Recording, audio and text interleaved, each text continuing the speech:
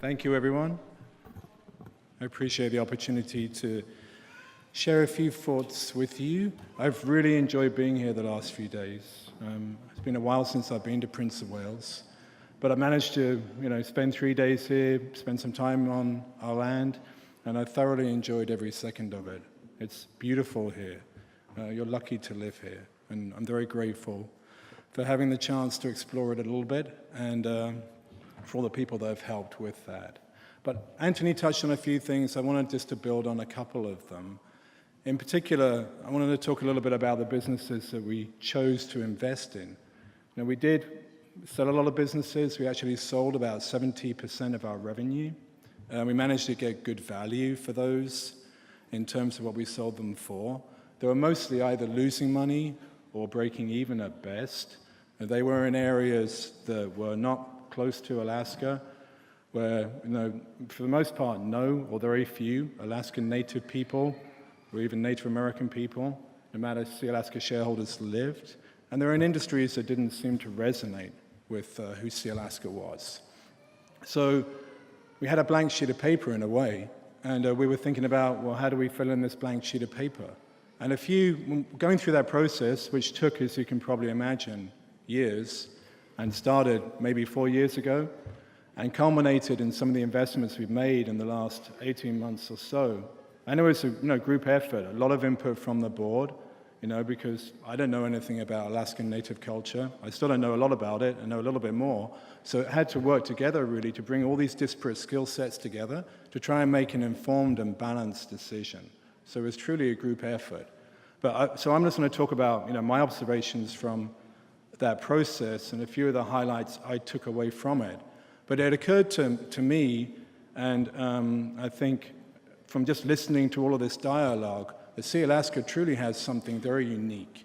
There's very few corporations that are owned by thousands of people that have a shared heritage, a shared culture, shared values, and a strong sense of connection to each other, rather than just being shareholders of corporation. It's something very powerful, and it hardly exists in the world. Companies are usually owned by large blocks of financial institutions or individuals that don't have thousands of generations of shared cultural history. So it occurred to us that's important. It's an easy thing to disregard. Sometimes it takes an outsider to see what's valuable, because when you're in something, you're used to it, you see it every day. But to me, seeing that as an outsider, I really believe that's the most important asset that Sealaska has. That its culture and its history and its connection to these lands. So that was one really, really important factor that's very elemental and in our thinking. And then we added to that what's going on in the modern world. So this is who we are, or who you are.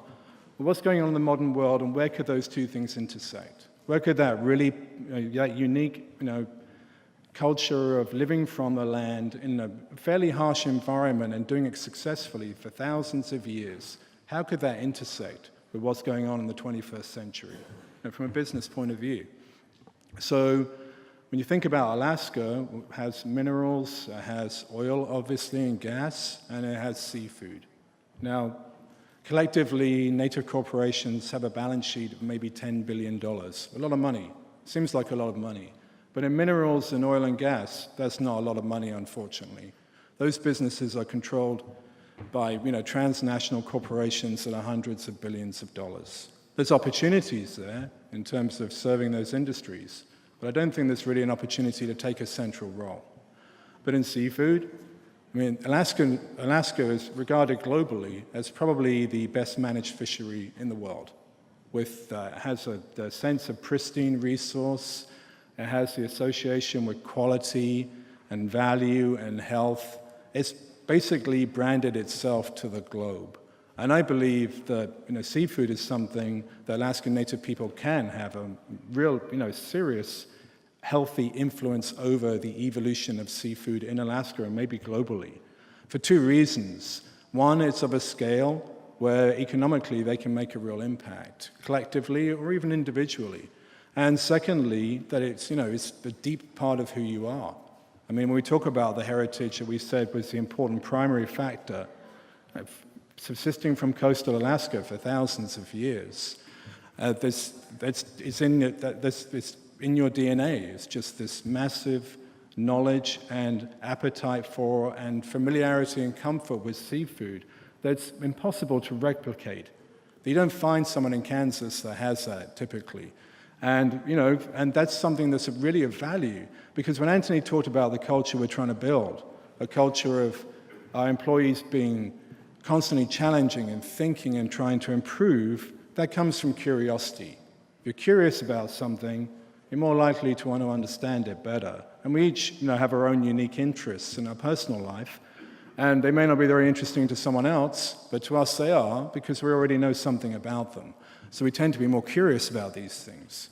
But as a culture and as an entity, Sealaska is innately curious about seafood. And the people that work here are. They grew up with it, they see it every day. A lot of people fished as kids, or their families, and they survived and made their living from fishing. So they have a curiosity and a knowledge about seafood. So when we ask our people, our board, our employees to be curious about seafood, it's already there.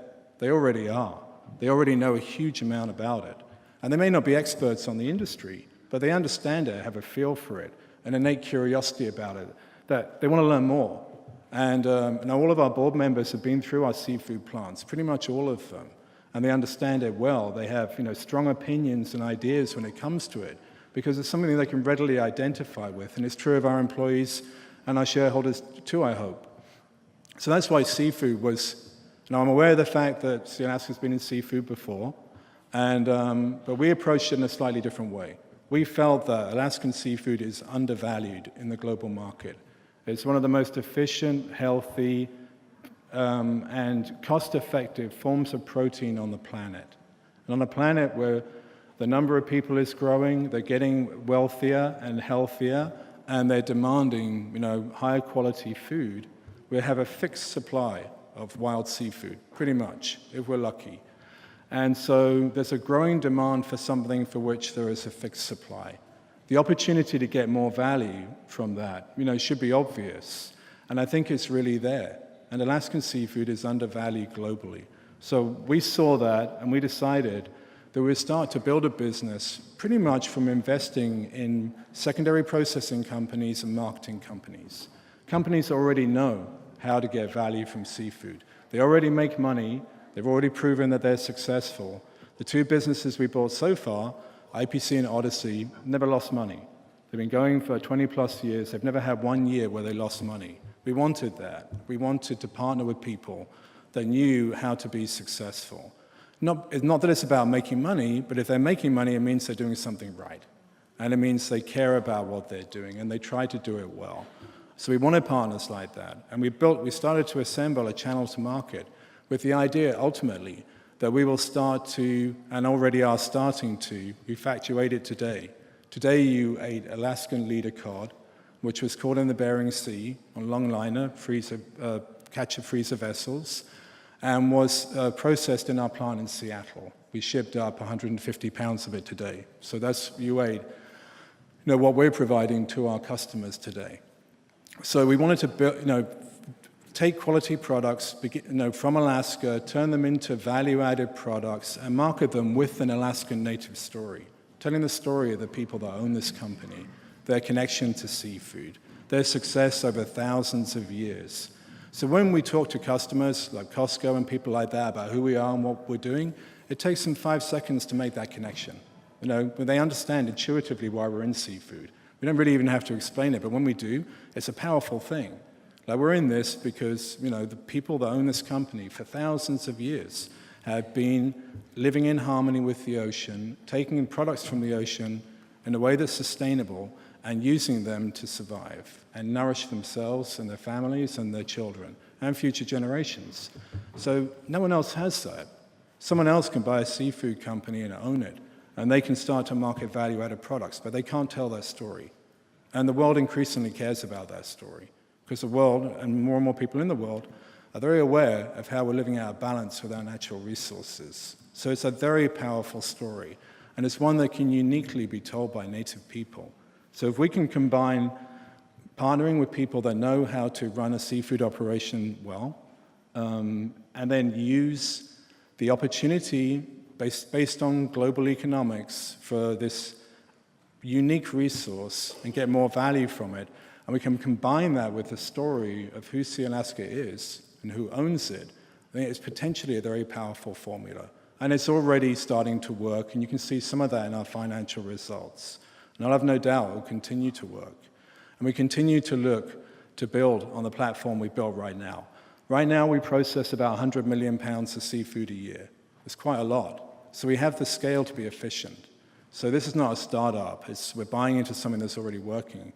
So 100 million pounds of seafood a year, it's about 300 million meals a year. There's 300 million people eat a meal from products that we're already providing, already. And we continue to look for follow-on opportunities. So using all of these thinking, these values to feed the world, something that's healthy and good for them and something they should be eating more of, right? It's a very rewarding thing. And I think when you do rewarding things, it helps heal and grow the spirit of the organization. So that's why seafood's so fundamental to our thinking, and that's pretty much how we arrived at the decision to invest in it and why we're doing it this way. Anthony talked quite a lot about the land, and the overall arching thinking behind Sealaska, where we think about as businesses now, is we want to be in businesses that maximize the value of resource we take from the ocean, a very indigenous value, and concurrently enhance and protect the capacity of the ocean to sustain those resources. That describes about 80% of what we do right now. That's why we decided, when we did a carbon project, to put watersheds, especially in this community. We knew that was a sensitive issue. We wanted to respect that. And we wanted to make decisions that were consistent with who we were and this new value system we adopted. That's why we put watersheds to carbon. We could have chosen other areas. That's why we looked at fish spawning areas and chose to do everything we could to enhance those, because that's a value-based decision. It's all the economics of it are good too, but fundamentally it's a value-based decision made for the long term. And our third business, which Anthony had up earlier, called SGS, that's our services business. And that's evolving to focus on water resource consulting. So right now we do a lot of water monitoring. We do water-related construction. We started to do more and more work at home in Alaska, Oregon and Washington. We're doing 3 construction projects now in Alaska, all in Southeast, one of them in Craig. For the first time in years, we're actually doing projects here, trying to work with local contractors, trying to find local people to work with us, doing all we can to bring young shareholders in particular into the business and help them grow and have valuable careers at home so they don't have to leave. We can help them grow career path here. So the reason for choosing water is, again, it's the balancing factor with seafood as we see it. And all of our activities in our service business are evolving in that direction. It's not everything we do, but we're very keen to get into oceanography, marine biology, fish resource management, all of these different things, environmental monitoring, things that help us understand and protect the capacity of our oceans to sustain and produce at least the resource it is today. So that's really all I wanted to say. Thanks again for the time. I know we're not the best at communicating what we've done. We've been heads down doing it, honestly, but we really want to get better at sharing our thinking behind what we're doing, because we respect the fact that you are supporting us in these decisions, and we respect the fact that ultimately we're doing this for you. So thank you.